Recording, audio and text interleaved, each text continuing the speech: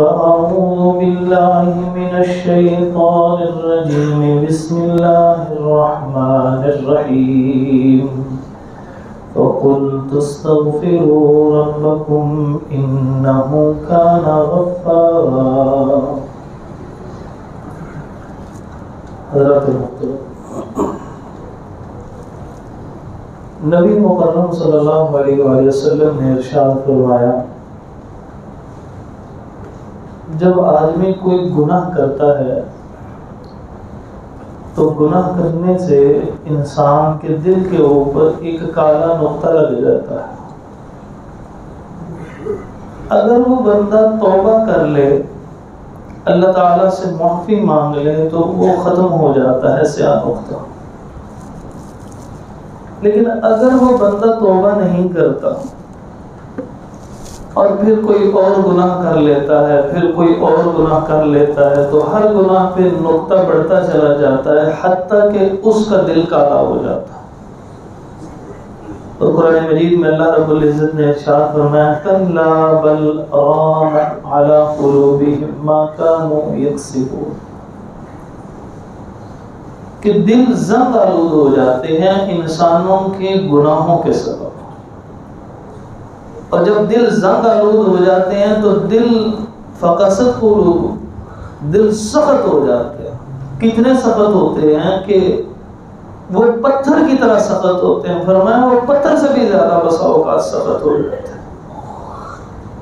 پتھروں کے اندر بھی اللہ رب العزت نے ایسی کیفیت رکھی ہوئی ہے کہ ان کو بھی جب اللہ کا خوف ہوتا ہے تو وہ گر پڑتے ہیں، لڑک پڑتے ہیں.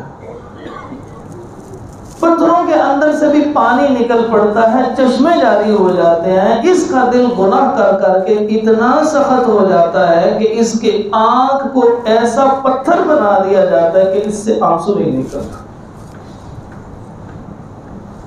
اور یہ نرم دل ہونے کے بعد انسان کے جو آنسو نکلتے ہیں، ان کی قدر و قیمت کا اندازہ آپ لگائیے. فرمایا کہ وہ نیچے سے بہتا نہیں ہے ابھی پوری طرح، صرف آنکھ میں آتا ہے، جیسے مچھر، جیسے مکھی کا سر ہوتا ہے. تو اللہ رب العزت کو دو قطرے اتنے محبوب ہیں، ان میں سے ایک یہ کہ یہ آتے ہی اللہ تبارک و تعالیٰ اس کے گناہوں کی بخشش کرو. لیکن یہ اس وقت آتا ہے کہ جب انسان کا دل نرم ہوتا ہے، اور جب انسان سخت دل ہوتے ہیں. اور سخت دل کب ہوتے ہیں؟ گناہوں کی وجہ سے ہوتے ہیں. اسی لیے اللہ رب العزت نے انسان کو موت تک مہلت دی ہوئی ہے. اے حضرت انسان تو توبہ کر لے، تیرے لیے توبہ کا دروازہ کھلا ہوا ہے. معلوم یغرغر، جب تک کہ تیری موت کا غرارہ شروع نہیں ہو جاتا، آخری لمحہ شروع نہیں ہو جاتا، والتفت الساق بالساق، پڈلیاں آپس میں جڑ نہیں جاتی. فرشتہ نظر آ کے یہ نہیں کہتا اخرج الی ربک، چل اپنے رب کی طرف نکل کے. اس فرشتے کے نظر آنے سے پہلے تک وہ انسان کے پاس توبہ کا وقت ہے، اور وہ توبہ کرتا رہے. اور بعض ایسے مواقع اللہ تعالیٰ زندگی میں فراہم کرتے ہیں کہ جس میں دل نرم ہو جاتے ہیں، توبہ آسان ہو جاتی ہے. کیونکہ اللہ رب العزت انسان کو معاف کرنا چاہتے ہیں.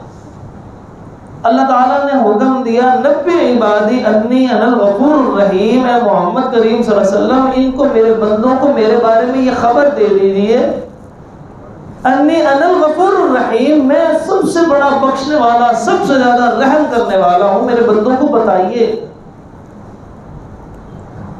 یا عبادی الذین اسرفوا علی انفسہم لا تقنطوا من رحمت اللہ. اے محمد صلی اللہ علیہ وسلم، انہیں یہ بھی بتائیے کہ میرے ان بندوں کو جنہوں نے اپنی جانوں کے اوپر ظلم کر لیا، گناہ کر لیا، نافرمانی کر لی، لا تقنطوا من رحمت اللہ، میری رحمت سے مایوس نہ ہونا. اللہ کی رحمت اتنی بڑی ہے، اتنی وسیع رحمت کہ وہ انسانوں کے گناہوں کے متعلق آتا ہے حدیث میں کہ اللہ رب العزت فرماتے ہیں، اے ابن آدم، تو زمین و آسمان کی سارے خلاؤں کو اپنے گناہوں سے پر کر کے لے گیا، میری رحمت اس سے بھی زیادہ وسیع. تاخیر کس کی طرف سے ہو رہی ہے؟ تاخیر بندے کی طرف سے ہوتی ہے۔ اللہ تبارک و تعالیٰ نے ایک موقع فراہم کیا، رمضان آیا تھا ہی کہیں اللہ نے سچ فرمایا تھا ایام معدودات، گنتی کے چند دن ہیں، اس وقت لگتا ہے پورا مہینہ روزے، اتنی گرمی شدت، مگر اللہ کو معلوم تھا ایام معدودات کے حضرت انسان تجھے نہیں پتا، یہ گنتی کے چند دن ہیں، جب گزر جائیں گے پھر تو بھی نہیں یاد کرے گا۔ وہ دن آنے کو ہیں کہ اللہ نے رمضان جب دیا تھا تو اس وقت جنت کے دروازوں کو کھول دیا تھا، جہنم کے دروازوں کو بند کر دیا تھا، شیاطین کو قید کر دیا گیا تھا۔ وہ دن آنے والے ہیں کہ وہی جنت کے کھلے دروازے اب بند ہو جائیں گے۔ وہ جہنم کے جو بند دروازے تھے شاید کہ انہیں اب کھول نہ دیا جائے، اور یہ تو یقینی ہے کہ وہ جو سرکش شیاطین کو قید کیا تھا ان کو پھر کھول دیا جائے گا کہ قیامت تک کی مہلت کے لیے آ چکے۔ نبی مکرم صلی اللہ علیہ وسلم منبر کی سیڑھیاں چڑھتے ہوئے کیا ارشاد کہنے لگے آمین، پھر آمین، پھر آمین۔ صحابہ نے پوچھا اللہ کے نبی صلی اللہ علیہ وسلم یہ کس بات پہ آپ نے آمین کہا، کوئی دعا معاملہ کیا پیش آیا؟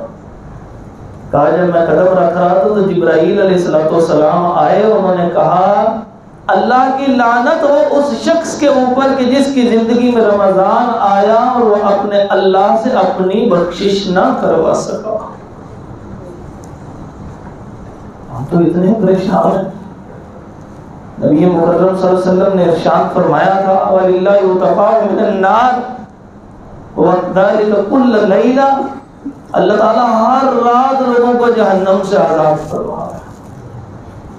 27 راتیں ہو چکی ہیں جہنم سے آزادی ملتے ملتے ملتے ملتے، نہ جانے ہمارا نام ان میں آیا ہے کہ نہیں آیا، اور اگر نہیں آیا تو ہمیں رب کے سامنے گڑ گڑانا چاہیے کہ یا اللہ ہم اتنے بد نصیب ہو گئے کہ تیری رحمت اتنی وسیع ہو کہ جو ایک کتے کو پانی پلانے کے اوپر تو اس کے گناہوں کو بخش دے، اور اگر ہم نے اپنی بخشش نہ کروائی تو پھر ہم سے زیادہ بد نصیب کم قسمت کون ہو۔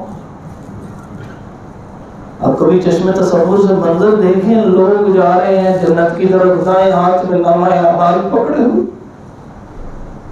اور ہم میں سے کوئی بیٹھا ہو اس آس میں کہ اللہ اس کی بھی مغفرت کر دیتا، وہ جنت کے اندر داخل ہوئے چلے جا رہے ہوں اور ہم پیچھے بیٹھے رہ جائیں، اس سے بڑی بد نصیبی اللہ کی قسم کوئی بھی نہیں ہو سکتی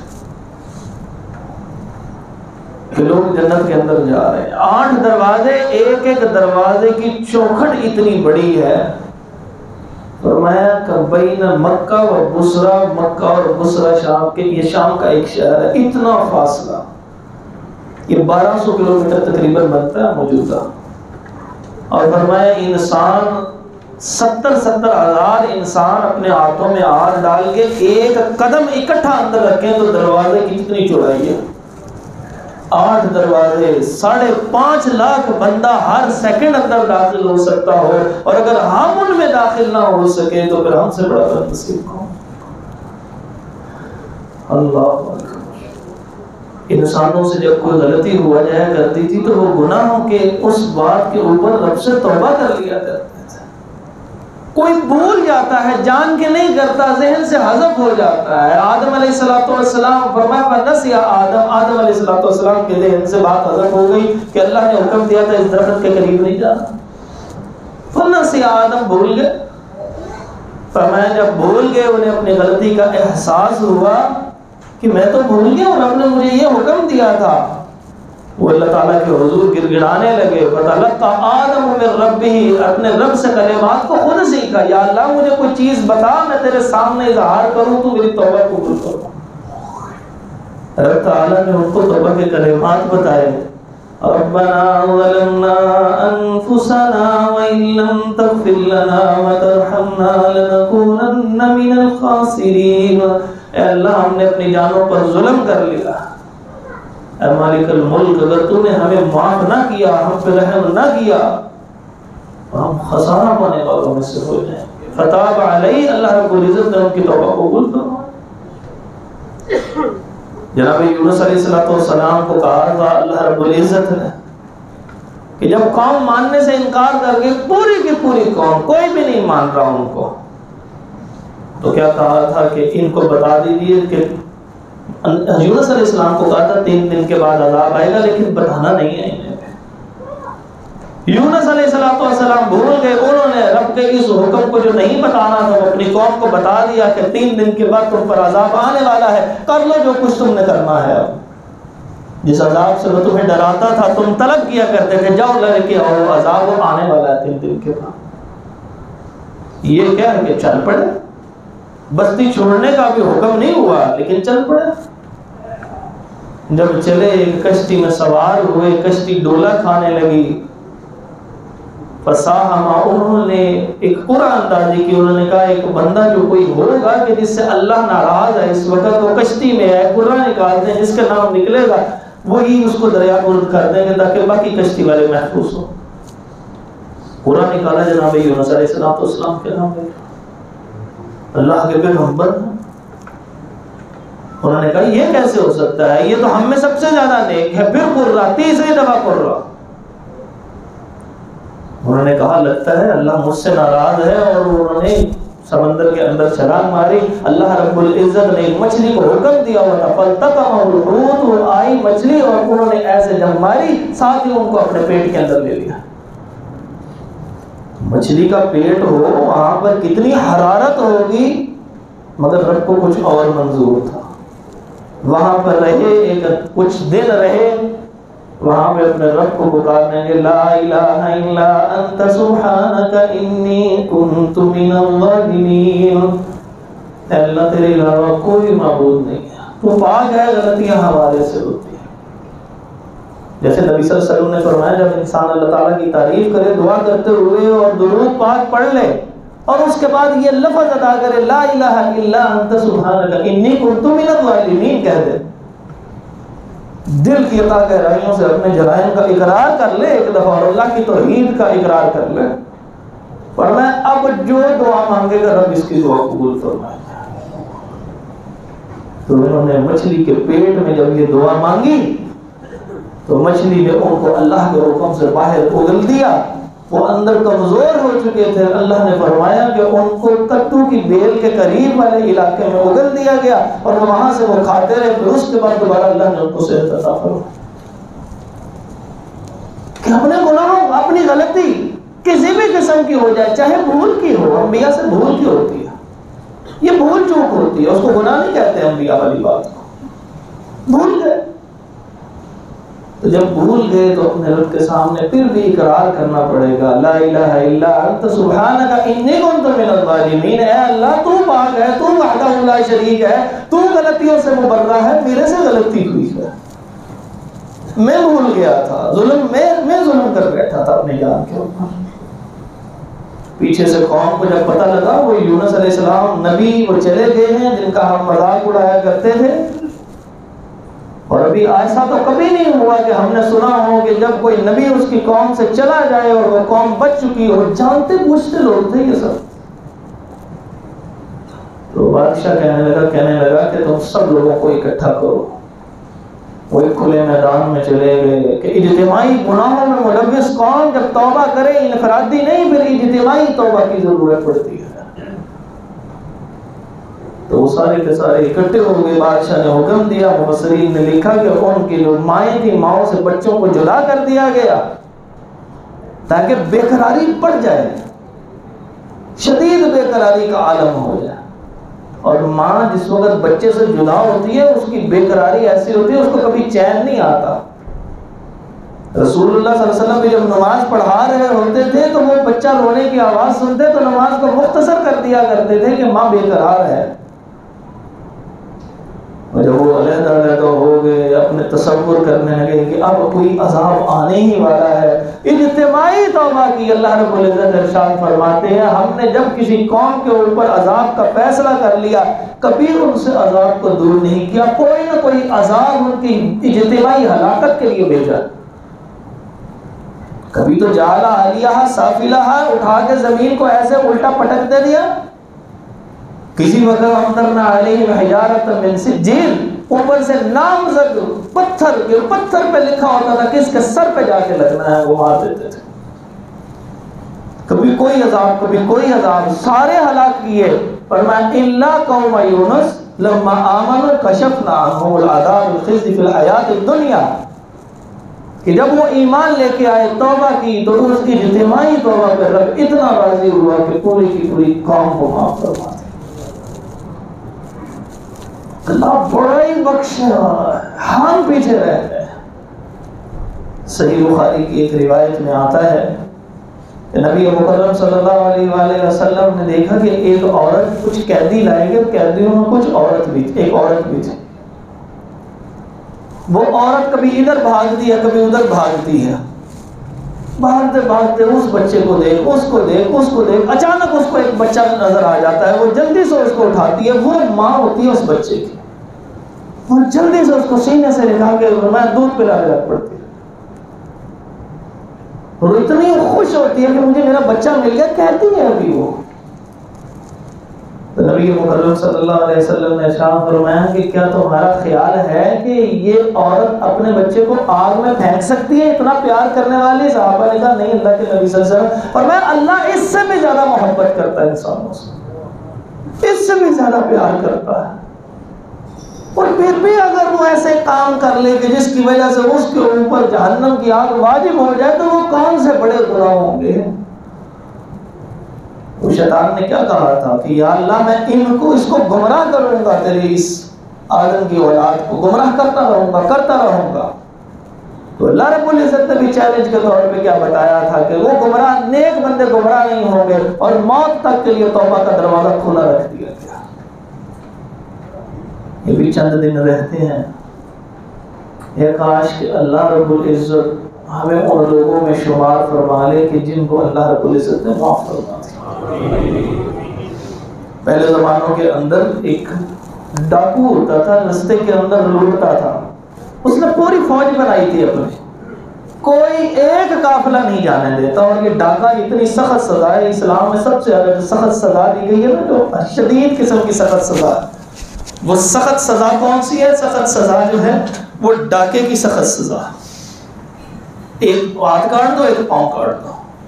لوگوں سے زبردستی ان کا مال چھینتے ہو، ایک ہے چھپ کے چھینتا ہے، یہ چوری ہے صرف ہاتھ کاٹا جائے گا. ڈاکو کی سزا یہ رکھی ہے، حدود اللہ میں ہے، جس کی تبدیلی اگر کوئی کرے گا تو کل قیامت کے دن جرمدار ہوگا. کسی حکومت کو بھی اجازت نہیں تھی. وہ ڈاکو تھا. اور یہ ایک قوم پوری گزری، شعیب علیہ السلام کی قوم، وہ رہزن قوم تھی، رستوں میں سے لوگوں کے مال لوٹتی تھی. اللہ تعالیٰ نے ساری قوم کو تباہ کر دیا، ہلاک کر دیا، برباد کر دیا، نام و نشان مٹ گیا. اللہ تعالیٰ کو یہ ڈاکہ اتنا برا لگتا کہ ایک تو چھینتا ہے مال اور سینہ زوری سے ہاں میں یہ کام کروں گا. وہ ڈاکو، وہ سربراہ تھا، پوری اپنا اس نے ایک فوج تیار کی تھی ڈاکوں کی، رستے میں جانے نہیں دیتا تھا کسی کو. اور برا آدمی تھا، کوئی اچھا نیک آدمی نہیں تھا. وہ کہتے ہیں اس کو کسی خاتون سے عشق ہو گیا تو وہ ڈاکو جو ہے وہ ایک دیوار پھلانگ کے اس کے گھر میں اترنے لگا، گناہ کے ارادے سے کہ ابھی وہ اترنے لگا ہی ہے. تو وہ دیوار پہ چڑھتا ہے تو اس کو کہیں سے آواز آ رہی ہے، کوئی تلاوت کر رہا ہوگا آدھی رات کو تہجد کے فوائد. الم یأن للذین آمنوا ان تخشع قلوبهم لذکر اللہ. اللہ نے فرمایا کیا ابھی وہ وقت نہیں آیا ایمان والوں کے اوپر کہ ان کے دل اللہ کے خوف سے ڈر جائیں. اس ڈاکو نے یہ آیت سنی، کہنے لگا ہاں میرا وقت آ گیا ہے، میرا دل ڈر گیا ہے. وہ زاروں کی طرح رونے لگا، وہ روتا روتا باہر آ گیا، اس گناہ سے توبہ کر لی، اپنے جگہ کے اوپر واپس جاتا ہے جہاں پہ باقی اس کے افراد موجود تھے. ماتحت تو قریب سے ایک قافلہ تھا، تو قافلے کے قریب سے گزرا، کسی کو نہیں پتا یہ وہی ہے. تو قافلے والے کہہ رہے تھے کہ یہ رستے کے اندر فضیل بن عیاض ایک نامی ڈاکو ہے، یہ ڈاکو سے بچ کے گزرنا، رات یہیں قیام کرو، یہ رات کے وقت ڈاکہ ڈالتے ہیں. یہ زاروں کے طور اور رونے لگا کہ یا اللہ لوگ میری وجہ سے ڈر اور خوف کھا رہے ہیں، مجھے یا اللہ تیرا ڈر اور خوف آ گیا. اس نے توبہ کر لی. اس کے بعد یہ بڑے محدثین میں سے ایک محدث بنا. اللہ تبارک و تعالی یہ نہیں دیکھتے کہ کسی کی پچھلی زندگی کیا ہے، دیکھتے یہ ہے کہ اس نے توبہ کس طرح کی تھی۔ اگر تو اس کی توبہ قبول ہوگی رب کے دربار میں تو پھر اللہ رب العزت اس کو کچھ نہ کچھ عطا ایسا فرمائیں گے جو کسی کو نہیں عطا کیا۔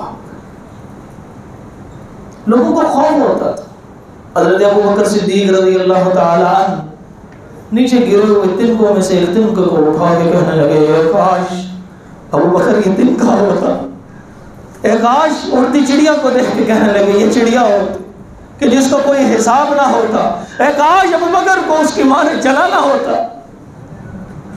ان کو ڈر اور خوف ہے کہ وہ رب کے سامنے کیسے کھڑے ہو کے جواب دیں گے، اور یہ وہ بندے ہوں گے کہ جن کا حساب سب سے پہلے ہوگا، بعض روایات میں۔ اور اللہ رب العزت ان کا حساب دیکھ کے اتنے خوش ہوں کہ یہ نامہ اعمال لے کر آئے ہیں، اور ان کو ڈر اور خوف کیسا۔ حضرت عمر فاروق رضی اللہ تعالی عنہ آخری وقت قریب آتا ہے، سیدہ عائشہ رضی اللہ تعالی عنہ کے پاس پیغام بھیجا، کہا بیٹے جا کے ان سے کہنا کہ عمر موت کے بعد یہاں اپنے ساتھیوں کے ساتھ دفن ہونے کی اجازت طلب کرتے۔ تو عائشہ رضی اللہ تعالی عنہ نے کہا یہ جگہ میں نے اپنے لیے رکھی تھی، لیکن یہ زیادہ حق رکھتے ہیں کہ اپنے دوست حضرت محمد رسول اللہ صلی اللہ علیہ وسلم کے ساتھ دفن۔ اپنے بیٹے کو نصیحت کی، اے میرے بیٹے جب میں دنیا سے رخصت ہو جاؤں تو اس وقت پھر دوبارہ میرا جنازہ کھڑا کر کے میت کو روک کے پھر دوبارہ اجازت لینا، ہو سکتا ہے اس وقت خلیفہ ہونے کی وجہ سے اجازت دے دی ہو، اگر اجازت دے تو یہاں پہ دفن کرنا، وگرنہ سامنے بقیع کا قبرستان ہے وہاں جا کے دفن کرنا۔ عبداللہ ان کا بیٹا ان کی گود میں سر رکھا ہوا تھا، عمر رضی اللہ تعالیٰ عنہ نے یہ سارا حصہ پٹا ہوا ہے، خون و خون ہے، غشی تاری ہے۔ ہوش آئی تو کہنے لگے میرا سر زمین کے اوپر رکھو۔ وہ سر زمین پہ رکھا گیا، چہرے کو الٹا کر کے ناک کو مٹی سے رگڑ کے کہنے لگے اگر اللہ نے عمر تجھے معاف کر دیا تب تو تو کامیاب ہے، ورنہ ہلاک عمر، عمر تو ہلاک ہو گیا اگر تیرے رب نے تجھے معاف نہ کیا۔ ان کا ڈر اور خوف کہ میں نے رب کے سامنے کھڑے ہونا، اللہ نے پوچھنا کیا کر کے آیا تھا، کیا لے کے آیا تھا، نیک اعمال، فلاں گناہ کیوں کر کے۔ اللہ کا خوف اس قدر زیادہ، ڈر اس قدر زیادہ۔ اللہ تبارک و تعالیٰ یہ ڈر ہم سب کو عطا فرمائے۔ نبی صلی اللہ علیہ وسلم کے زمانے میں معاذ اسلمی رضی اللہ تعالیٰ عنہ سے غلطی ہو گئی، گناہ ہو گیا، وہ گناہ ہوا، زنا ہو گیا ان سے اصل میں۔ وہ واپس آئے اللہ کے نبی صلی اللہ علیہ وسلم کے پاس، آ کے کہنے لگے اللہ کے نبی صلی اللہ علیہ وسلم مجھے پاک کر دیجیے۔ یہ ایک کنایا ہے، واضح لفظوں میں نہیں کہا۔ اب جب تک کوئی واضح لفظوں میں اقرار نہ کرے اور جب تک کہ اس کے اوپر 4 گواہ نہ ہو، یا اقرار کرے یا 4 گواہ ہو، تب اس کے اوپر سزا لاگو کی جاتی ہے، نافذ کی جاتی ہے، ورنہ نہیں کی جاتی۔ اللہ کے نبی صلی اللہ علیہ وسلم نے فرمایا جاؤ جا کے استغفار کرو، توبہ۔ وہ چلے گئے، تھوڑی دیر بعد پھر آئے، آ کے پھر تکرار کیا، تو 3 مرتبہ تکرار کیا، اور پھر واضح الفاظ میں کہا اللہ کے نبی صلی اللہ علیہ وسلم میرے سے زنا ہو گیا ہے، مجھے پاک کر دیجیے۔ آپ صلی اللہ علیہ وسلم مجھے واقعی کہ کوئی بندہ کیسے اس بات کا اقرار کر سکتا ہے جبکہ معلوم بھی ہوگا اگر شادی شدہ ہوگا تو اس کو رجم کر دیا جائے گا پتھر مار مار کے۔ وہ کہنے لگے جی اللہ کے نبی صلی اللہ علیہ وسلم میرے سے یہ گناہ ہوا ہے، مجھے چین نہیں آ رہا، مجھے پاک کر دیجیے۔ کل رب کے دربار میں رب نے پوچھ لیا کیوں کیا تھا تم نے زنا، تو مائز کے پاس کوئی جواب نہیں ہوگا، یہاں سزا دے دیجیے، میں اللہ کے حضور جواب نہیں دے سکتا۔ نبی مکرم صلی اللہ علیہ وآلہ وسلم نے پھر ان کو سزا دی، وہ جو اسلام نے سزا دی تھی، اب وہ سزا دی ہے تو لوگ کہنے لگے یہ کیسا آدمی ہے، دنیا سے چلا گیا۔ کچھ کہنے لگے بڑا نیک ہے، بڑی خالص توبہ کی، کچھ کہنے لگے یہ تو بہت برے تھے، ان کے گناہ نے، ان کے زنا نے ان کے اوپر غلبہ پا لیا ہے۔ رسول اللہ صلی اللہ علیہ وسلم نے ان کے متعلق، اور بعد میں آتا ہے وہ غامدیہ خاتون کے متعلق جو زنا جن سے ہوا تھا، ان کے متعلق کیا فرمایا؟ فرمایا کہ انہوں نے ایسی توبہ کی ہے اگر مدینے کے 70 گناہگاروں پہ وہ توبہ تقسیم کر دی جائے، رب تعالیٰ سب کے گناہوں کو معاف فرما۔ احساس ندامت، شرمندگی، خوف، آنسو جاری ہو. سیدنا عمر فاروق رضی اللہ تعالیٰ عنہ رات کھڑے ہوئے تہجد کے لیے. سأل سائل بعذاب باقی للکافرین لیس له دافع. جب اس آیت کے اوپر پہنچے للکافرین لیس له دافع، اللہ کا عذاب کافروں سے دور نہیں ہوگا، رونا آ گیا، رونے لگے. پھر آیت پڑھی اور رونے لگے، روتے رہے، ساری رات گزر گئی، آیت سے آگے نہ چل سکے. ڈر، خوف کی وجہ سے، خشیت کی وجہ سے آنسو تھے کہ تھمنے کا نام نہیں لے رہے تھے. کیا یہ خوف اور ڈر ہم لوگوں کو نصیب ہوگا؟ کیا ہم نے رمضان میں ایسی عبادت کی، کسی وقت اپنے اللہ کے سامنے ایسی توبہ کی، اپنے ہاتھوں کو اس طرح فقیروں کی طرح جوڑ کے کہا یا اللہ مجرم آ گیا ہے، توبہ کرتا ہے؟ نبی مکرم صلی اللہ علیہ وسلم کے پاس ایک بندہ آیا، آگے کہنے لگا ہائے میرے گناہ، ہائے میرے گناہ. اس کو گناہوں کے اوپر اتنی ندامت اور شرمندگی تھی. نبی مکرم صلی اللہ علیہ وسلم نے ارشاد فرمایا تو یہ کہہ دے اللہم مغفرتک اوسع من ذنوبی، اے اللہ تیری مغفرت میرے گناہوں سے بہت بڑی ہے، اور رحمتک ارجع عندی من عملی، اور تیری رحمت کی مجھے بڑی امید ہے، اپنے اعمال کی کوئی نہیں ہے. 3 دفعہ یہ کلمات اس کی زبان سے کہلوائے جو کہتا تھا ہائے میرے گناہ، ہائے میرے گناہ مجھے لے دے جائیں گے. جب اس نے یہ کہا آپ صلی اللہ علیہ وسلم نے فرمایا ٹھیک ہے جا، رب نے تیرے سارے گناہوں کو معاف فرما دیا. ڈر، خوف، خشیت، ابھی تو وہ وقت ہی نہیں آیا، ایمان کے دعوے کرتے ہیں اور وہ کیفیت نہیں بنتی ہم لوگوں کی. اللہ اکبر. فرمایا ایک وقت ہے، ایک بندہ تھا پہلی امتوں میں سے، ساری زندگی گناہ میں گزر گئی. جب موت آنے لگی تو اپنے بچوں کو قریب بلایا، کہا میں نے تم سے کیسا سلوک کیا؟ وہ کہنے لگے ابا جی آپ نے بہترین سلوک کیا. کہا پھر میری بات ماننا، جب میں فوت ہو جاؤں تو میری لاش کو جلا دینا اور تیز ہوا کے دن میں اس کی راکھ کو اڑا دینا اور تیز سمندروں کے اندر بقایا راہ کو بہا دینا. وہ خاموش ہے بچے. جب وہ فوت ہو گیا انہوں نے ایسے ہی کیا. اللہ رب العزت نے راکھ کو حکم دیا، ذرہ ذرہ اکٹھا ہو کے اللہ کے سامنے اسی انسان کی شکل میں پیش کر دیا. نبی صلی اللہ علیہ وسلم نے فرمایا اللہ تعالیٰ نے اس بندے سے پوچھا تو نے یہ کیوں کہا تھا؟ وہ کہنے لگا اے اللہ مجھے ڈر بڑا لگتا تھا، میں نے کہا میں ختم ہو جاؤں، راکھ بن جاؤں، میں تیرے سامنے کھڑے ہو کے کیسے جواب دوں گا؟ میں نے تیرے ڈر کی وجہ سے اپنی اولاد کو یہ نصیحت کی تھی کہ میں اپنے گناہوں کو تیرے سامنے حساب دینے کے قابل نہیں ہوں. نبی صلی اللہ علیہ وسلم نے فرمایا اللہ تبارک و تعالیٰ نے اس خوف اور ڈر کی وجہ سے اس بندے کی بخشش فرمائی.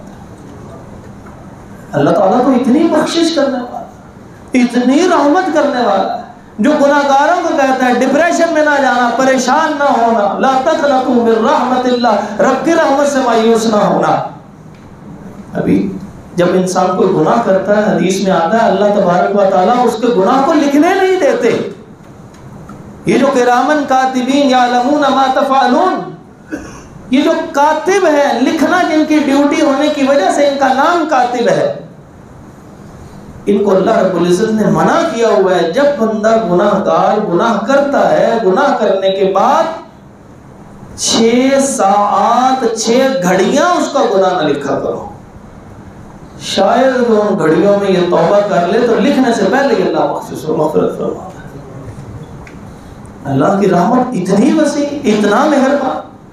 نبی صلی اللہ علیہ وسلم نے فرمایا کہ اللہ تبارک و تعالیٰ ارشاد فرماتے ہیں کہ جب کوئی بندہ گناہ کرتا ہے پھر اللہ رب العزت سے کہتا ہے اے میرے رب مجھے معاف فرما دے، اللہم اغفر لی ذنبی، اللہم اغفر لی ذنبی. تو اللہ رب العزت فرماتے ہیں کہ فعلم عبدی ان له ربا یغفر الذنوب یغفر الذنب ویأخذ بالذنب.